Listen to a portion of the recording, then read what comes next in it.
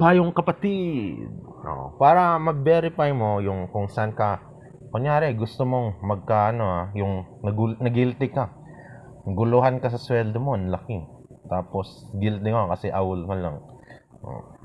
Pwede mong gamitin yung sweldo mo. Punta ka sa negosyo. Negosyo center. Hingi ka ng brochure. Nandun, makikita mo. Railway, substation, pangmalakihan na yon, kukontakin mo sila. Railway, substation, airways. Bibigay sila ng sa'yo. Negosyo center Kung gusto mo ng Jollibee, mga ganyan. Jollibee, bida ang saya.